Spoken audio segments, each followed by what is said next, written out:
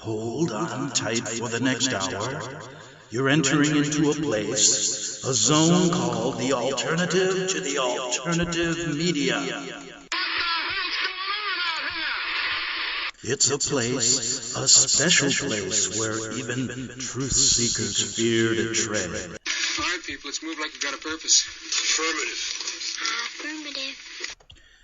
Okay, boys and girls, ladies and gentlemen, people of all races, colors, and creeds, and I mean that. You're listening to the greatest show on earth. I'm not afraid to say it because we are the greatest show on earth, the only one here that's really getting to the bottom of this great American revolution going on. And isn't it great, folks? We've been home for how many days now? 197,000, it seems like. Greg Anthony here on the Investigative Journal. Like I said, the greatest show on earth on this Friday, and we're at the greatest show on earth because it's better than going into a restaurant, coughing by accident and getting thrown in jail. Yes, it's better than going out in your car, getting stopped by a policeman and a doctor, and having them read the riot act to you and then take your temperature and say, get home. You're 1 degree over 98.6. That's happening, and oh yeah, it's better than listening to the Pope.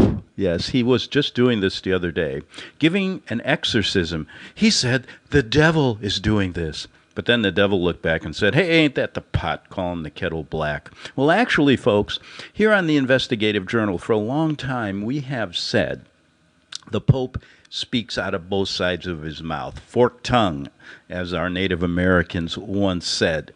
He really said in an article that nature has caused this. The earth is disappointed with the people for throwing too much plastic. Yeah, that's what he said, nature. Yeah, oh boy. And then I said to somebody the other day, do you hear the Black Pope controls this whole coronavirus? And they control the world from China to America to Australia, all the way to Iceland? And they say, I didn't know the Pope was an African American. And you wonder why the American people are in trouble. You really wonder, don't you? Yeah, and this mainstream media, can you take it anymore? I can't. I literally, before this COVID virus hit, by the way, Greg Anthony here, let me set our bearings straight, because this is going to be good on this Friday. Yeah, let's set our bearings straight. I'm sitting in a farmhouse guest house in Kansas after being abducted in Mexico, taken, given, boy, I'll tell you, I had a hood on for a long time. They took me to some hotel in Kansas, gave me marching orders to go and tell Slats Grobnik over at the replica Coliseum that he's built in a Kansas cornfield. It's kind of like that baseball field in Field of Dreams, but it's built for 100,000 people. Yes, and he was going to use it to allow us, the peasants, a good laugh. Yeah, he was going to put Bush and Cheney. Is Cheney still around? I don't know. These guys live to be 140. But anyway, Kissinger's around. He can go down. It'll be the battle of the old guys. And did you hear this? There was a guy the other day. It was a governor. He said this. He said, old people are just going to have to sacrifice and just die, and allow the young people to get medical care. Okay, what about Kissinger, 96? What about Prince Philip? He's 98. What about Trump? He's 75. I guess we're going to have to pass that along to our royals and tell them that, why don't you pass the torch on, Give it to, I don't know, Edward III of the Duke of York or something, and let's just get the thing out in the open. Folks, this is not a democratic republic. They tell you it is, but it's an illusion. These people are your owners. They tell you what to do. This perfect example is this coronavirus. Yes, and I'll get to it in a minute. The Second American Revolution, Slats Grobnik. He gave me, that's where I was supposed to go, and I had to sneak out of a hotel room. And I ended up here getting to Slats to tell him that this thing is going to be blown up if we don't do something quickly. Yeah, they were going to blow it up using me, but I figured it out. So go to my website at greganthonysjournal.wordpress.com and you go to Slats Grobnik Second Revolution. I got part 5 done. I'm working on part 6 because this thing ain't ending. And I got an email from him yesterday. The farmer has given me use of his he's got 5G. I told him it's going to ruin your crops. He said, I don't know what to do. I said, we have to take down that 5G tower. He's thinking about it. And he's getting his farmers all together because these guys are upset in Kansas. They've been told by the big boss government to throw away their milk, to not worry about the crops, because there's no supply chains. Well, what happened to all the truck drivers? Oh, these big burly truck drivers, 290 pounds, they're telling the farmer that they don't want to go out and play because they're afraid they're going to get a cough and a cold. Oh, this is beautiful, isn't it? And I have to sit here and listen to it. Death and dying. I turned on he's got a TV here, so I turned it on for 10 seconds. Well, they gave me the number, 18,365,241 people died of the coronavirus today. And basically, then I listened to him say that there are tens of thousands, if not millions of people walking around with it, and they don't have any symptoms. Well, take your symptoms and you know where to stick it, right? And isn't that interesting? Words. When you're just caught up in this kind of thing, sitting here for day after day after day. Today I woke up. And I said, my God, I am going to just go outside and forget about every law there is. Why don't we do that? These things are ridiculous. Telling us we can't do this, telling us we can't do that. You go outside, you get your temperature taken. People are looking at you like you're the plague. You can't get near people. Well, that ain't so bad, But anyway, where do you stick it? I even say it. But where do you stick it? They've been saying this for years, but I've never known where anybody sticks it. But anyway, these words sometimes, a lot of people are drinking now, by the way. Oh, yeah. I called a friend of mine over at Sam's Tavern in Chicago. He said he's out of beer. He's out of whiskey. People are just drowning their sorrows. And let me tell you something. The word that I've always hated, legally drunk. How could you be legally drunk? It doesn't make sense. If it's legally drunk, then how can they arrest you? Just, if you're driving or if you're walking down the street, don't drive, by the way. Don't drive. You're just going to get pulled over by Dr. Fauci, and he's going to say, give me your COVID blood. These guys actually, you ever hear of those satanic worshiping sessions? They drink blood of children. They think that's going to make them live longer. I mean, isn't that kind of ridiculous? They killed a kid at 10, then they drink his blood. And you don't think these people want to kill you? Oh, yeah, they do. They just told, listen, I got a note. I get a lot of notes lately.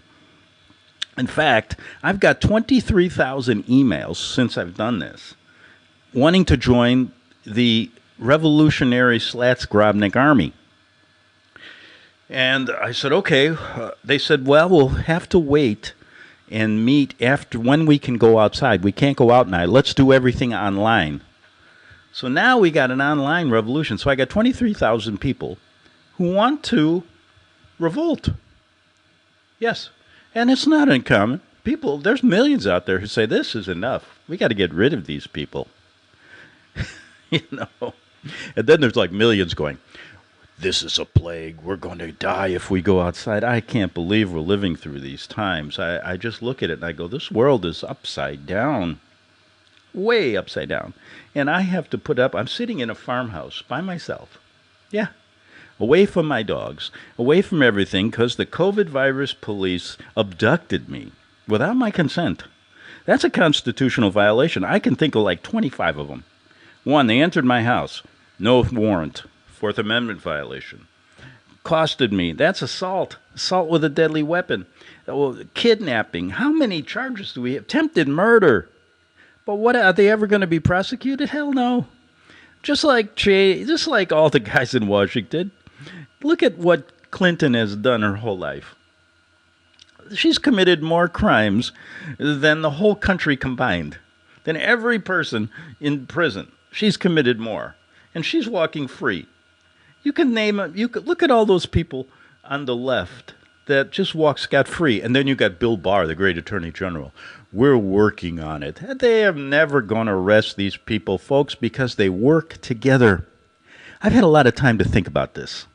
And this Hegelian dialectic is something that you got to learn. While you're sitting at home, wondering when you can go out and work, it ain't going to be the same when you get out there.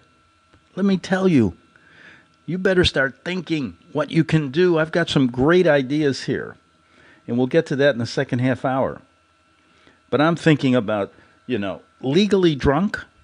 Just the next time you get stopped on the street walking out of a bar and somebody says, okay, buddy, what's the matter? You just say, look, I'm legally drunk. And then they'll say, and you can't arrest me because it's illegal. Why do people say that? It's crazy. Words sometimes get us in trouble, don't they? Boy, let me tell you something. If you say anything now that the government is full of BS or this whole thing has been blown out of proportion and they're doing it to control you, you're going to end up like me. This is what they're doing, using me as an example. And you think there's actually people that don't believe this is happening. Yeah. There are people out there who believe what they hear from the White House task force, but yet come to this show and say, that's impossible. There can't be a revolution. There can't be a replica Coliseum. He can't be locked up. This doesn't sound like America. He has rights. Well, let me tell you something. You have no rights. It's an illusion. They don't care about you. They want to kill you. It's that simple. And people believe, oh, Donald Trump will help us. Yeah, this whole MAGA thing was a distraction. And I'll explain it in a minute. Don't you love that when people say that? I do it all the time. When people say they're going to explain it in a minute, they mean they're never going to explain it. And then you forget about it. And you go on to something else. Like, why do people say this? Why do they say, all right, God bless you after you sneeze? Hey, you better not say that now. That will be a mortal sin in the Catholic Church. Yes. And then you'll have to go to confession. And when you go to confession, think about who's there. You're going in there going, bless me, Father, for I have sinned. You're probably going in there saying, oh, I disobeyed my mother and father and, whatever. And the guy that's supposed to forgive your sins has probably molested 30,000 children. Now, does that make any sense? And what about these Jesuits? Yeah. When anybody says, I went through this whole thing for years. And luckily, I still have my wits about me. Because I used to say the Jesuits and the Vatican-led New World Order are responsible for millions of deaths, genocides. They were advisors to Stalin, Hitler, etc. Joseph Stalin was a Jesuit priest. Check the history books, because you're not going to get the truth in history. That what they write, if you believe that, my goodness, just go back and watch some of those old period shows they have on now about the Queen of England and all this stuff. This is the biggest hoax ever put on. And I'm not talking about the COVID virus. I'm talking about America.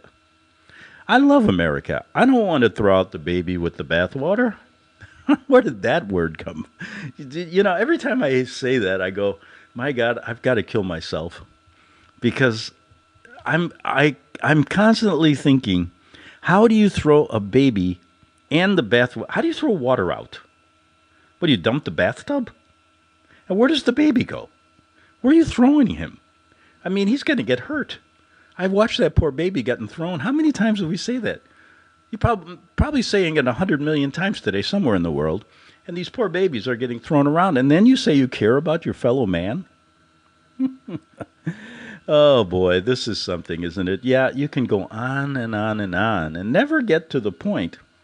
But there is a revolution going on. And let me read to you what I got in the mail. It says this: fear sweeps the land. Many businesses collapse. Some huge fortunes are made. Panicked consumers stockpile paper, food, and weapons. The government's reaction is inconsistent and ineffectual. Ordinary commerce grinds to a halt. Investors can find no safe assets. Oh, hey, listen, guys. Put your money in my show. Come on. I'm taking investments right now. Political factionalization grows more intense. Everything falls apart. Huh.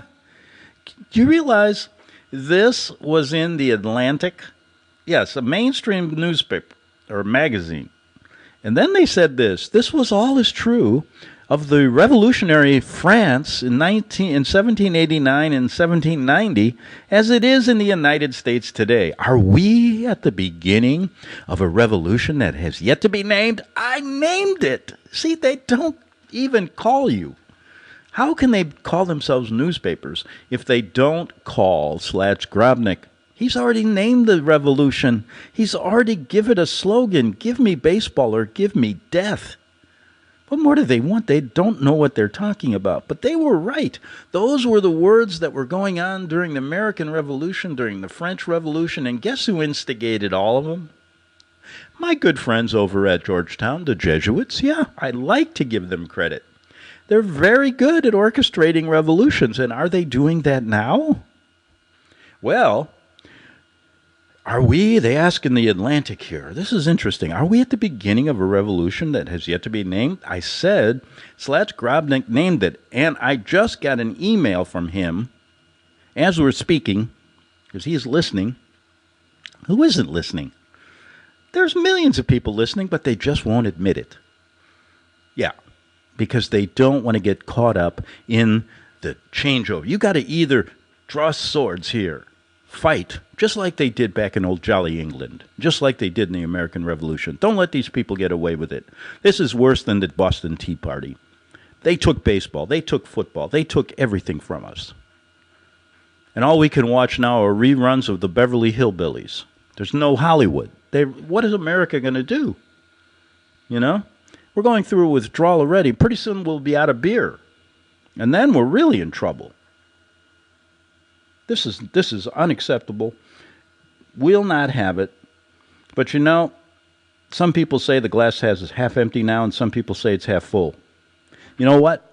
I see it as a big beer glass. Yeah, it's just a big glass. I don't even think it's half full or half empty. And since there's so much death and dying, I'll get to that later. See, I like to do that. Just make a little point and then go back to the real story here. And that is, Slats Grobnik just emailed me and said that, you know, he sent out 160 million emails and texts to get his forces going, the revolution forces that he did name. And the Atlantic is saying the revolution hasn't been named. And he said, Greg, he said, don't worry, I've heard about your plight. I'm going to paraphrase here. It was a long email. And he said, I'm safe here in the bunker down below in the replica Coliseum. They won't dare bomb it. I said, why? He said, because we have a pact. I said, okay, we'll talk about your pact. Don't believe them. Look at how the American government said they had treaties with all these Indian nations, and look what they did to them. And this Slats is like, thinks he's better. I'm going to help him, though. But anyway, he said he's positive. He says, listen, I sent out 160,000 million emails, and he said he got 87,421 responses. That's a pretty big unit. And he said, at the present time, we're going to have to conduct our revolution online because we cannot get our forces to go outside because of this stay-at-home order. And I said, well, what kind of revolution? I'm thinking, what kind of revolution is that? What kind of army is that? They're afraid to go outside. He said, be patient. Things will pass. Okay, so at least he got a good response. But back to this article here. It says, in the Atlantic on April 7th, said that we are on the verge of a major transformation, and it seems obvious. The onset of the next depression, so they're telling us here, is that's coming. A challenge akin to World War II. They're saying this COVID virus is like World War II. Now, just recently, we've been honoring our greatest generation who fought, the Battle of Iwo Jima. They were, look at this. These guys ought to really, whatever's left of the great generation ought to join Slats Grobnik's revolution, because this is really denigrating their name. Saying that their challenge of a cough and a cold is the same as their challenge when they stormed the hills in Iwo Jima, when they stormed Normandy coast. I mean, come on. And then they said, well, America's in a national midlife crisis. What does that mean? A midlife crisis. I never knew what it meant when, a guy got upset because he's getting a little older and he can't go out with 27,000 women on his wife, I'm going through a midlife crisis. No one looks at me anymore, says the woman to her girlfriend as they're getting their hair done for $80,000 in this Beverly Hills. I just can't take it. I'm going to have a facelift. That's a midlife crisis, I thought. But America's in a midlife crisis for what? These comparisons have been offered. But again, we have already started the revolution, Atlantic. So what they're doing here is they're comparing what's going on now to the French Revolution, to the American Revolution, to everything. So I think it's wise that you understand who did this. Your owners. But who are your owners? That's why we're the greatest show on earth here, because we tell you. We're not afraid to go right into that tunnel in Georgetown University and say, listen, the director, Luigi Franconi of the Jesuits, who's directing this reality show called COVID-19, is a part of the Vatican Jesuit-led New World Order, who, back in the old days, fomented the French Revolution, who used the Jesuit power and Lorenzo Ricci, a Jesuit general. He's a general. Now we have Slats Grobnik. He's a general.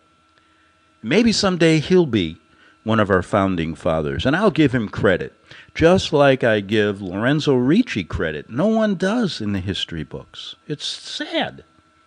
And I want these men to be known for what they are. He was a genius. He knew how to pit France against England to create the American Revolution. At the time, we were just a little colony, right? And the Jesuits and the Vatican was not allowed in. They couldn't hold office. The religion was persona non grata because basically they'd killed everybody and gotten thrown out of all the, like 80,000 countries, And so, they couldn't get in there. So they had to figure out a sneaky way to do that. So through their secret societies and good old Ben Franklin and everything, they figured out, well, if we write a constitution and make people believe we're free, and we put in there a clause that says freedom of religion, then they got to let us in. Then they got to let us vote. And then pretty soon we'll take over. And what have they done? Just check out how big they are and how many people are beholden to the Pope in our government. It's very obvious, but they don't want to tell you because they're humble people. That's it. I finally figured it out. They're humble. They don't want to take credit for doing this great COVID virus, the great 9/11, the great World War II, all of these landmark things. Hell, they don't even want to take credit for sinking the Titanic. Yeah.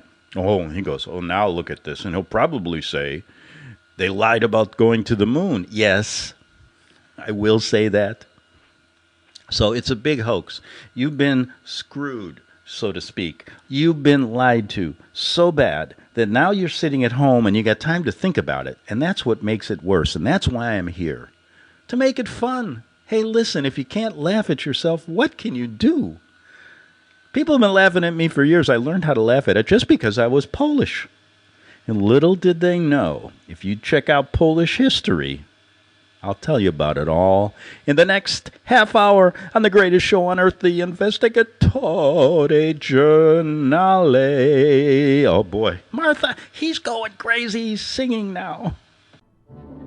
The book of Revelation says, the spirit of prophecy is the testimony of Jesus Christ. This is at the very heart of FirstAmendmentRadio.com. In that spirit, we have created the Prophecy Reality News app for all of your mobile devices, streaming First Amendment radio 24 hours a day, 7 days a week. Available for your Apple, Android device, and smartphone, absolutely free. Get the Prophecy Reality News app installed today so you can listen to First Amendment radio wherever you are. The Prophecy Reality News app. Get it now.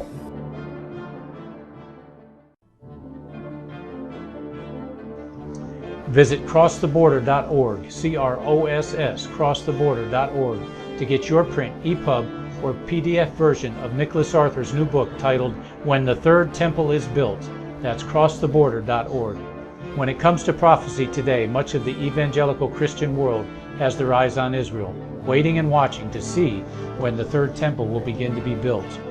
The plans are drawn, the Jewish people are eager. Most evangelical Christians today believe that the rapture will happen before the third temple is built. Hi, I'm Michael Eugene. I was taught that Daniel's 70th week was in the future. Is that really what the Bible teaches?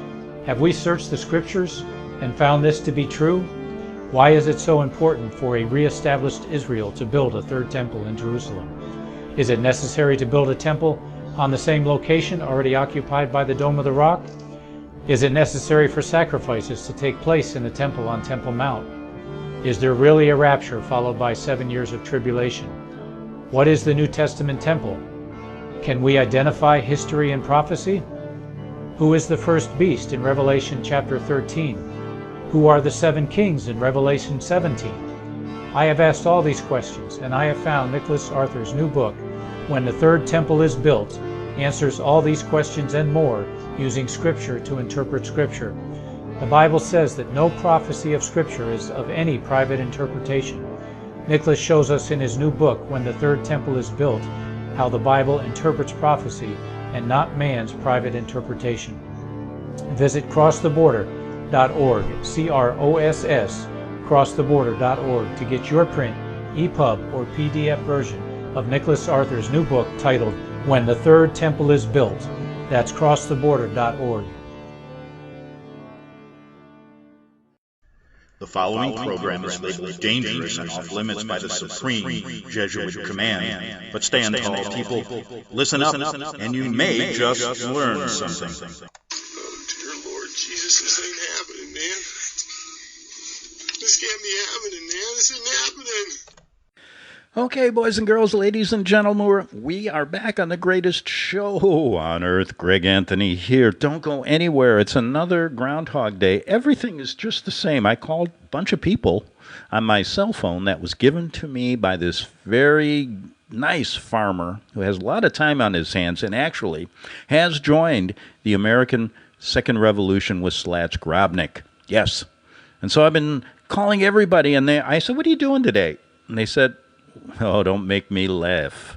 You know, they're angry. People are getting angry now. They're in that stage. First, it was denial, you know. And then it was basically, what comes after denial? I know my psychiatrist went through this with me, but I forget. But anyway, we're in a stage of anger. And by the way, I'm not paying that psychiatrist because I called him the other day and I said, you know, I may need a psychiatrist. I have been abducted in a hotel room. And he said he's only doing it online. You can't even go see people. He doesn't want to get near anybody. The other day, I get an email.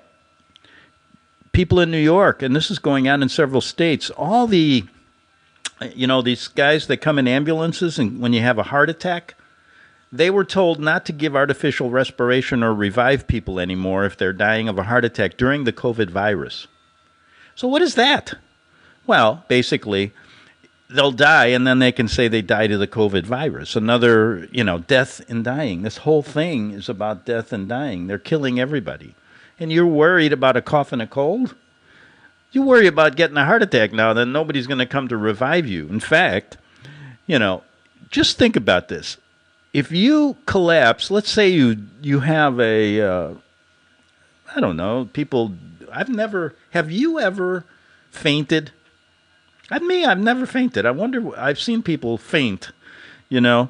They say something like, your husband just slept with Madonna. And then the lady keels over in the and the hairdressers. It doesn't hit her head on the brick wall. She's okay. But usually then people come to their rescue and help her. Now, if you do that, forget it. You're going to lay there for a day and a half until don't get near her, 6 feet away. How are we going to take people anywhere? Then I'm looking at this Atlantic article here, having fun. And there's a little ad. It said, a podcast about living through a pandemic. I'll tell you what it's like. You want to get the truth, come here. But listen what he says. Listen to social distance. A series of conversations between Dr. James Hamblin, fellow journalists, and medical experts about navigating life during the coronavirus crisis. Navigating these guys? Are we really? Dr. Hamblin, I know you put that DR in front of your name. Why don't you put this? JA. And figure out what that stands for. J.A. Ham. What are you talking about? How to navigate through that ain't even a pandemic, for one thing. And secondly, I can tell you how to navigate through it. Here's what you do. You just take that stick you have and go stick it. And get away from me. That's how you navigate. You don't get near me. And if you do, and it isn't because of the coronavirus, it's because of the nonsense you're going to tell me about it. I don't want to hear it. So listen, for my sanity and the sanity of the world, all you guys, you medical journalists, you experts on TV, stay 600 miles away from me, will you? Let's all go to Idaho. People that really understand what's going on here. And let's just take Idaho and say, you can have the rest of the country. There's a lot of people in Idaho that believe what I'm saying here. This is really fantastic, sitting at home every day, right? But anyway, so we got this crazy situation going on, and now people are at home. They got time to think about how they've been lied to. But instead, people are obsessed with security, they're obsessed with safety, crime, and now we got a population of neurotic people suddenly afraid of germs. This is really unbelievable. Everybody's panicked. I don't know, no matter where you go. I don't care if you go to India. They got the whole world on a string. They're sitting on a rainbow, right? This is the elite. And not a care in the world, just laughing their heads off at us, going, look, we can tell this person to go here. Look they got a mask on. But the whole world's opened up now to the criminals.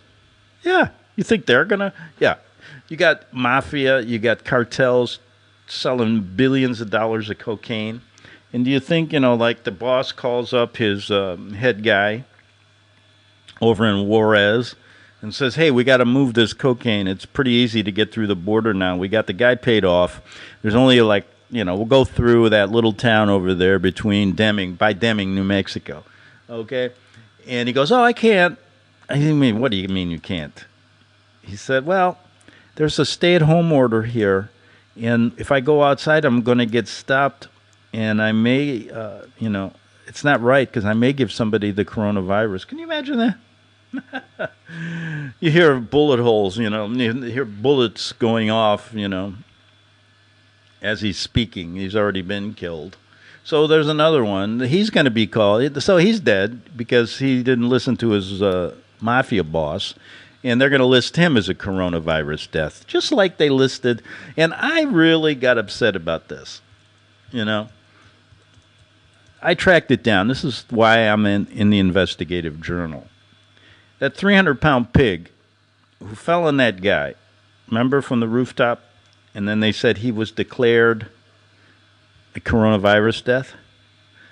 I said, everybody's talking about that guy. He didn't die. He died from the poor pig. How did the pig ever fall off the roof anyway? That's what I want to know. So I checked it out. And guess what? It was Dr. Fauci. Yeah. He was up there. He pushed the pig off. He needed one more death that day to meet their quota. Yeah, so Fauci pushes the pig off. Doesn't care about the pig. And everybody goes, oh, my God, the guy's dead from coronavirus. They don't even care. that he got hit in the head with a 300-pound pig, and Dr. Fauci threw it on him. But then guess what happens? The pig, his fall, everybody assumed the pig must have died too, right, from coronavirus. By the way, can pigs get this? Yeah, this thing started, folks. There was already a patent by the Purebright Group, funded by Bill Gates, of course, that organization, biotechnical or whatever they do. They had already patented this virus, I guess, in 2015, and they already have a vaccine. They say poor chickens are getting this. That's why you don't want to eat chickens. I shouldn't say that. Oh my God. I'm thinking about that. I don't know. I'm kind of a quasi-vegetarian now. Pretty soon I'm going to be a quasi, okay, just give me a plate of rice. There's no rice. Pretty soon I'm going to be going on a mandated fast. But little do they know that I can go a pretty long time without eating. Yeah, true story. Never believe anybody when they say true story. Years ago, before the COVID virus, I had a stomach ailment, and I decided not to listen to the doctor who wanted to cut my whole stomach out, I guess, if I went, so I didn't go. And I took a natural cure that was really good. I never had stomach problems since. But I went 17 days without eating. Yeah. People say, you must have died. No, I was fine. Lost 20 pounds.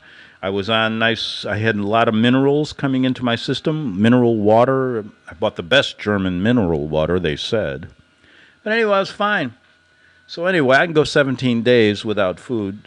And if I can do it, you can do it. So anyway, this pig. I traced the pig. So Fauci throws the pig. Then I traced the pig to having his fall. He landed on a guy, so he didn't hurt himself.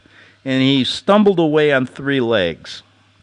Nobody wanted to get near any of them. The guy laid there for like 2 days because they said, we can't get 6 feet near him. How are we going to get him out of here? So they brought in one of those dump trucks, one of those, what do they call them? The scooper in the front.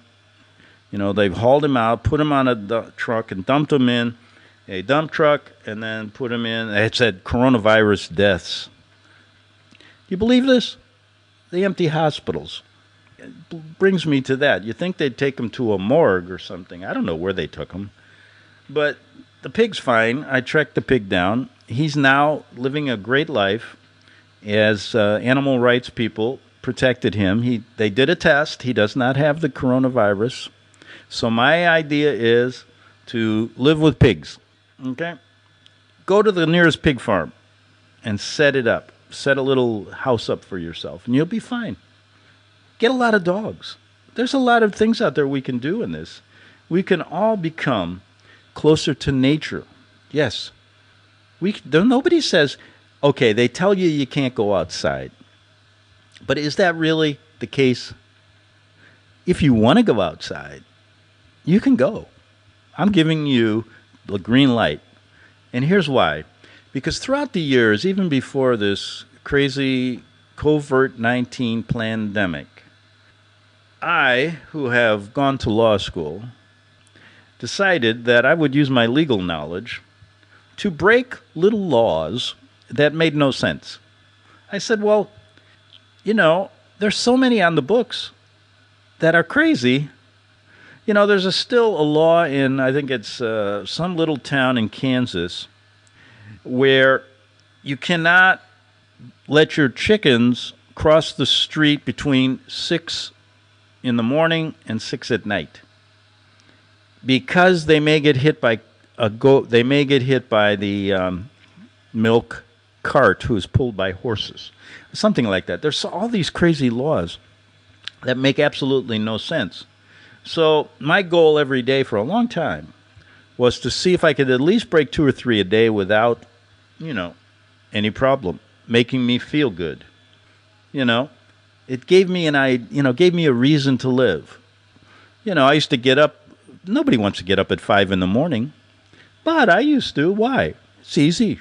I go right down to the right down to Times Square, or better yet, a busy street in Los Angeles, and I'd jaywalk. Yeah, there's one, even before anybody's up. Secondly, I'd look for a parking meter, and I'd park there, knowing I may get a ticket, but you know what? I'd put up my fake disabled card. Yeah. Then you go, well, that is terrible, because you're depriving a disabled person a place to park. How many times, I've been going to the same grocery store for 25 years, and that same place is empty. There's nobody that uses it. And I think it's because people that are disabled don't want to let other people know they are. Because they want, and I think they should be treated just like us. They don't want to get any special favors. So I figure, why not use it? It's been empty for 25 years. So the other day I used it. It was before the COVID virus thing. I went into Sprouts, the healthy food store, when you could actually, walk down the line without them telling you. They got little arrows, go this way. Then they got little things saying 6 feet away at the cash register. The lady behind the cash register's in a hazmat suit, and she gives you a thermometer. Okay, here, take your temperature. Now you can check out. What if I got a temperature? Then we can't sell you the food. Oh, but on the way in, you better not go with 2 family members. Only one can go now. I can't, well, that's an easy one. Just send your wife in and you come in 5 minutes later. What are they going to do? Once you get there. You walk, there's your wife, and you walk up to her and say, just pretend we just met here like we did 25 years ago. It'll just spark old memories. Oh, you're so beautiful, do the old trick like I did. You see the woman that you really love? She's in the cereal aisle. Knock down one of the, I remember once I had a little kid go, I said, knock down that, I'll be walking behind you, knock down the cornflakes box, and then I'll pick it up in front of the lady. Oh, ma'am, you dropped your cornflakes. And what a relationship that started. So do that with your wife of 25 years. They'll never know. In fact, if they ask, say, yeah, we just met. Is there any problem? Then the police will go, but you're putting it on the same tab. And I'm saying, yes, I'm paying for the lady's food. Do you mind? And then give them a French bow. That gets me to the real interesting point of the show. And that is, this article about the Atlantic was interesting because it said that the coronavirus, people want stability. But then they go and they say no, because they quote a historian in the 18th and 19th century France, and they looked at the French Revolution. This had to be a Jesuit writing this, because they know all about how they fomented the French Revolution, and they're kind of using a new twist here. But what they're saying is an urgent desire for stability for a fast resolution to upheaval is in fact absolutely characteristic of any revolutionary era. Yeah. And they say that somebody in the French court stated, I pray we have this finished by Christmas. So they're telling us, do you want this done by Christmas? Then they went on and said, no, this thing took 2 or 3 years, and then Louis XIV was killed, and then General Napoleon Bonaparte. Hey, I met Maximilian Bonaparte the other day. He's in the American Revolution now. Remember, if you go to my story, I met him in an alley. He's recruiting the homeless to Slats Grobnik's army. So they're kind of doing this big, huge analogy of how the French Revolution and how this looks like it could be the same thing. And I'm going, okay. And they're saying here, you better get prepared for new things. Well, there's going to be so many people out of work. Let's get the army started. Let's get this whole thing done. Let's start a new America. Let's really just be what we're supposed to be in the beginning. Just do it like Michael Jordan would say. If we just went back and just said, okay, let's get out the Jesuits and all these founding fathers who had a hidden agenda and just do what the Constitution says, allow the states to do their work, get all these people out of there, we're not saying turn over the country and create a whole new religion or a whole new one world order, because we're not good at doing that. See, the Jesuits have they have two good, their claim to fame, and I try to give them credit, is how to foment revolutions and wars, and basically how to infiltrate and create a religion, or they create religions. They're good at it. Some say they created Islam, some say the Jehovah's Witnesses, some say they had involvement in most every fringe group you ever meet in a religion. They've created a number of good ones. And I'm telling you, they did a number in Catholicism as well.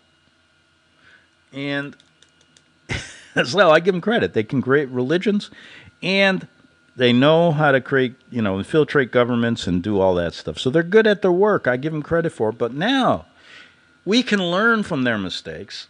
They're going to do the same thing as they're doing, they did in the French Revolution and the American Revolution. So let's meet them at, cut them off at the pass, as they say. And we can defeat them. Yes. So anyway, then it was so interesting here. This is how crazy the Jesuits are. But this is interesting because they not only were comparing this to the French Revolution, they say, but we're not having a revolution now. Oh, yes, we are, Slat. Just go over and talk to Slats Grobnik. But we are sure living in revolutionary times. People sometimes imagine yesterday's revolutions as planned. Well, yes, I don't imagine it. They were planned. Just do your history lesson. The Jesuits planned it and carried out by self-conscious revolutionaries. But this is rarely the case. You know what they say? Listen to this. Revolutions start by, peasants stealing rabbits, city dwellers sacking toll booths, lawmakers writing a constitution, anxious Parisians looking for weapons. And then they say, this is what's going on in America now. All right, let's get specific. I have not seen any peasants stealing rabbits. And I have not seen anybody sacking toll booths. Well, who wants to sack a toll booth? I mean, if anything, go to Trump Tower and take all the gold out of there. That'd be a good thing to start. But they go, listen to this. I got to laugh. I mean, these people make me laugh. You know what? One good belly laugh every day is what the doctor'd order for this crazy time. So let's do it together on the count of 3. 1, 2, 3. And just think of something. Anthony Fauci and Donald Trump.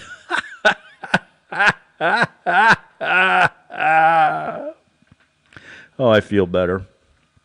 Don't you? But then they go in this article. Listen to this. This is precious. I mean, I couldn't have done it better myself. I was thinking maybe I should go write for them. I think Director Luigi Franconi over there in Georgetown in the tunnel. In fact, I got a note. They know we have it bugged, so it's like inside Georgetown. We get all the inside information, like inside Hollywood. They know about Grobnik. They know about me. They know about you who have been listening. Anybody listen to this show, they know about. And they said, let them play. They're having fun. We're going to destroy them in the end. Let them have their last hurrah, just like all the MAGA people did. So they really are sticking it. Where are they sticking it? Sticking it to the MAGA people that have followed their greatest actor. They said that, Trump got an applause when Franconi, the director, said, can you believe how well he's done? He has been the best acting president. And he comes from royal blood. He comes from the king of the Vikings or something. Go and look at his genealogy. In fact, him and Clinton are cousins to some line of royals in the English hierarchy. So have they really changed? No. But, listen to this. This makes me laugh. I only got 2 minutes. But this is from the Atlantic. Analogies between the first months of the French Revolution and our current moment are easy to draw. Of course, I do it every day. Anthony Fauci, the infectious diseases expert whom Donald Trump often sidelines or ignores, is Jacques Necker, the popular finance minister to Louis XVI. Necker's firing in early July was viewed widely as calamity. See, it was like losing your father, the mathematician and astronomer Jean-Sylvain Bailly wrote. Oh, wow. You see, now I get it. Franconi is using all these analogies that they wrote about the French Revolution. Now, they're not going back to tell us what really happened there and how the Jesuits and all of their chicanery was geared towards another reason, just like they're doing here. They're constantly using, so they're really just copying the French Revolution, and they're telling you that. Right, let me say one little last word on this. What does he say?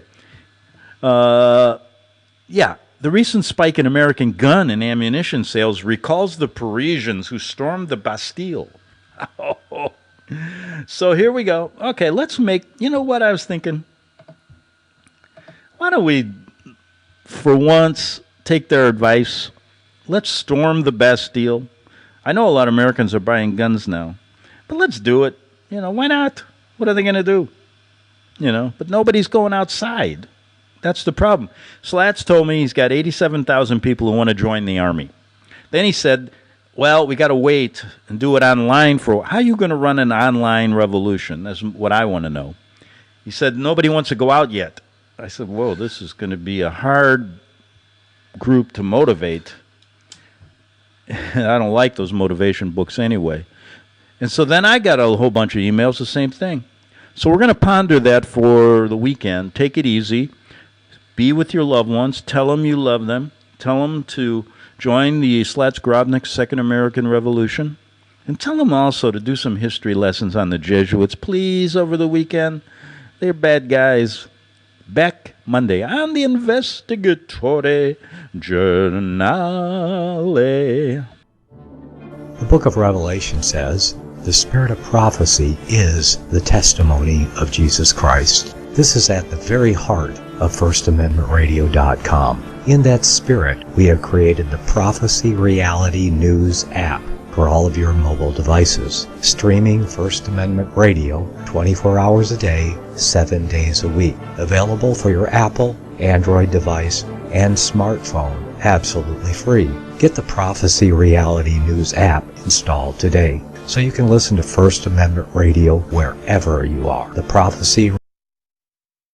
Since the beginning of time, kings have sought it, nations have fought for it. It has been traded, it has been borrowed, it has been purchased, it has been stolen. There's a reason for it. To secure the blessings of liberty to ourselves and to our posterity. Invest with the security of gold and silver.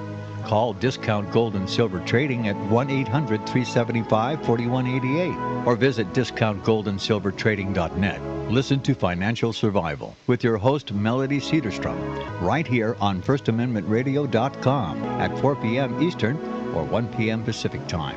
Visit discountgoldandsilvertrading.net or call Discount Gold and Silver Trading at 1-800-375-4188. Toll free 1-800-375-4188.